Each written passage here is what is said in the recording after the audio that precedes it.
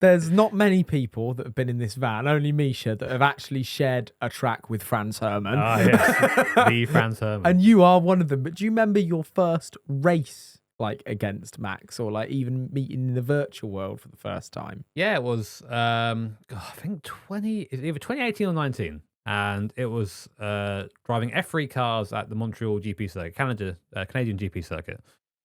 And it was that Team Redline event I mentioned. There's a guy called Atsa Kirkhoff. I think he's still involved with Team Redline in some way. Very fast sim driver, owns a very cool sim center as well. And he just said, Jimmy, you want to come along and race tonight? Make a video maybe if you fancy it. I'm like, yeah. And it was meant to be my night off. I try and give myself nights off. Well, I used to then. I was a bit of a workaholic at that point, but not so much nowadays. And I thought, yeah, okay, I'll do it. It'll be a good laugh, be good fun. And it turned out it was one of my most successful videos, so it was quite a good idea to do it. But Max, for some reason, started behind me. I forget why. And then made a mistake and spun at the hairpin. And, I don't care if he spun or not. That's still an overtake. So I went by, I'm like, I've overtaken Max Verstappen. Oh, my God. And then a couple of corners later, he just applies the pressure.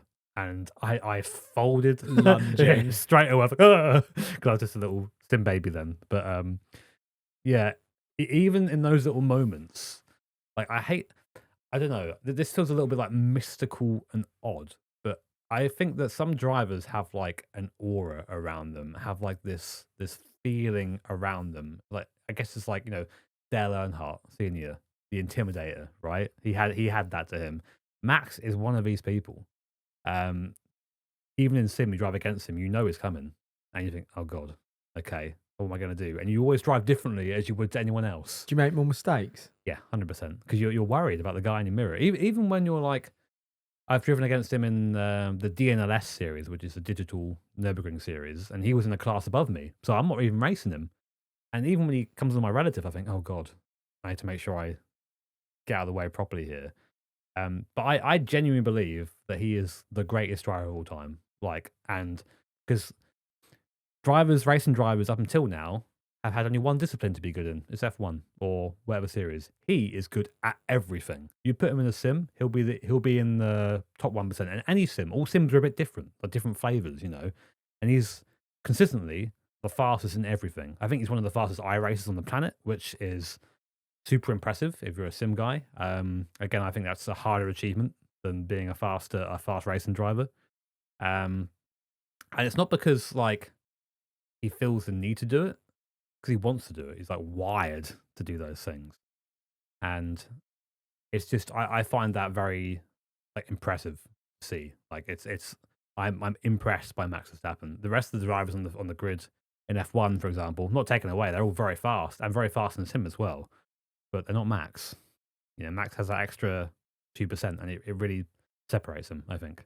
It's funny how in all sports, there's like someone comes along and their aura and their achievements and all the rest of it just makes such a difference to the person they are, and then how the people around them behave. Like even in darts at the minute, look what's going on with like the rise of Luke Littler, for years.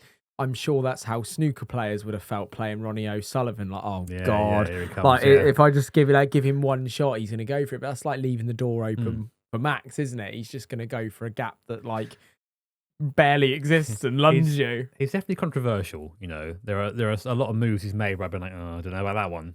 But like the most recent one with Russell, the Spanish Grand Prix. I was watching that and I just laughed. So I'm like, yep. That's Max right there, because he wants it. He's a scrapper. He'll take, as you say, every chance he'll take. He'll just take it, whether it's on or not. He'll just have an opportunity. Rather have a go and then it maybe work than not have a go at all, No, we know Max is literally all about the racing and he puts racing in front of everything. But he actually participated in an event that meant a lot to you, right? Like, how did that happen? Yeah, so we run an event called the Race of Mental Health, and I think we had our 6th year of it last year, so going for 6 years. And the whole idea is to raise money for Mind, a mental health charity, because as I've spoken about today, I had my own challenges for a while, and a lot of people do, and I think a lot of people don't talk about them. So it's a good thing to go, maybe a little instigator for people to realize that, yeah, it's okay to talk about these things. And not the race that just went, but the year before, Max basically stealth entered with his team. We had no idea he was coming until I was on the circuit and saw Max Verstappen. Oh, and he was in the car that I knew he would drive. He was with his team basically, and he came in, donated a ton of money, and raced, had fun, and then left. How much money did he donate, Jimmy? Well, I mean, like I think it's been over 5 figures when he's donated each time, something like that. But and then this year, I said I sent a message and said, "Do you mind if I just I know you're doing it. Do you mind if I say you're doing it? Because it's going to help bring people in." And I wouldn't usually.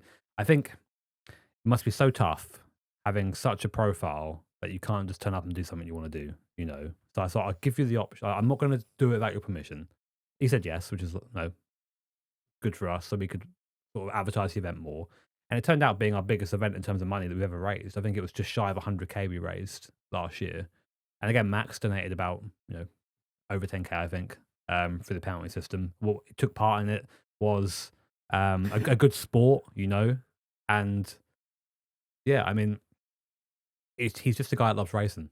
And I think that event especially, because the race of mental health is basically a bit of a shit show, and we design it that way where we have lots of different classes of cars that are completely mismatched. So you'll have someone in, I don't know, an old prototype versus some lad in the GR86 trying to survive and getting around. And the circuit is Zolder, a small Belgian circuit. So terrible for multi-class, yet we have 5 different classes.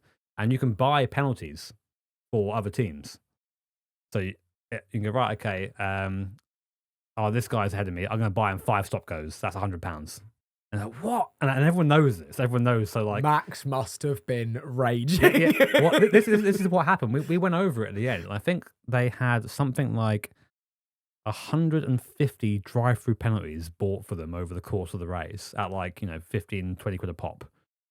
And they also then bought. So there's this hilarious scenario. It's the most Max thing I can think about, where there was an incident on the circuit. And also, to give you more context, incidents are also, if you do something stupid, you have an option either to pay off the race control, FIA style, or you can go into the pits and sing your national anthem or do a dad joke, something like that, something fun. And so Max got into an incident with a slower car where we deemed him to be at fault. He was a bit too fast going in and just punted the guy. Were you judging rather than racing? No, I was driving. We have a very, very lovely race control team who do all the really hard bits. Oscar and Ash and there's others as well. They're all great part of the event. And he did this, and so he then got given a drive-through penalty, which he then paid off. But then, in typical Max fashion, he went, "You know what? Fuck these guys," and then bought 10 drive-through penalties for the person he hit. And it's like, right, you know what? If I have to do it, you've got to do it too. And then sat him in the pit lane for a minute, and just out of pure vindictiveness. But that's what the event's all about. And like I said, we've been doing 6 years now. I think we've raised over 320 grand total over the 6 years. Is that one of the favourite races you do? It's one of my favorite races, and it's the event that I do that means the most to me. I mean, I'm very fortunate to be able to. I've taken part in the N24, where I will do so again this year. I've won championships here in the UK, but that is the most important thing, and the thing that I take the most pride in is seeing that event succeed.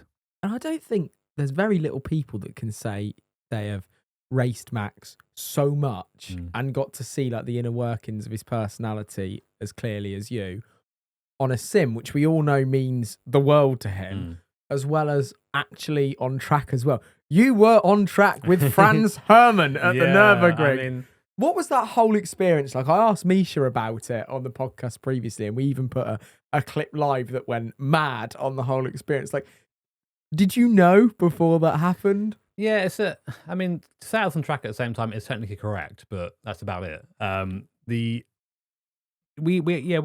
had an idea that it was going to be there. I had sort of a friend of a friend saying to me "Hey, watch out for Franz Hermann on this day," and I saw it, and I saw a picture of the car there, the Verstappen.com Ferrari with Franz Hermann and a Dutch flag, and I thought to myself, "Fuck's sake! It's definitely going to be him."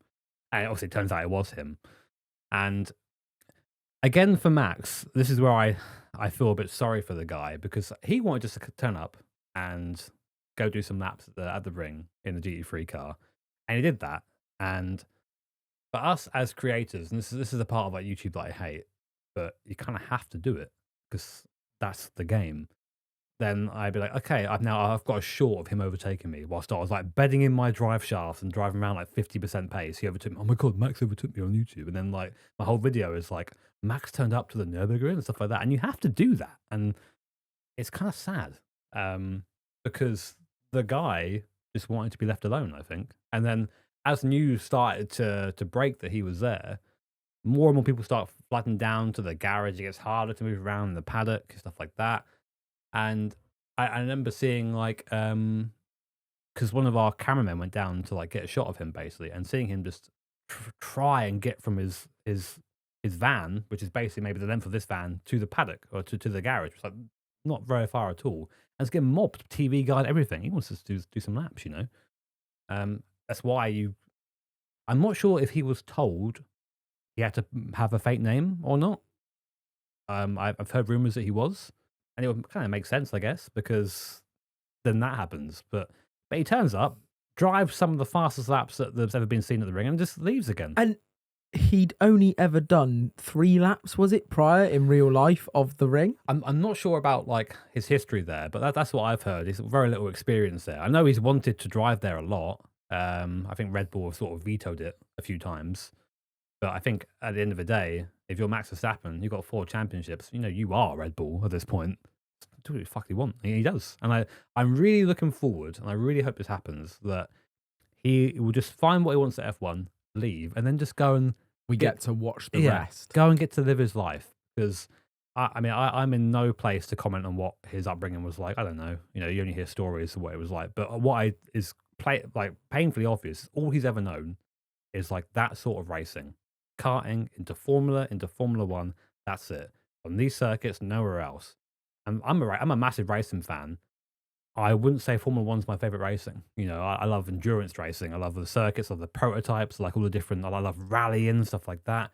And I think he's kind of the same. You know, I mean, again, I don't know him. You love really all personally. forms of racing. You just love it.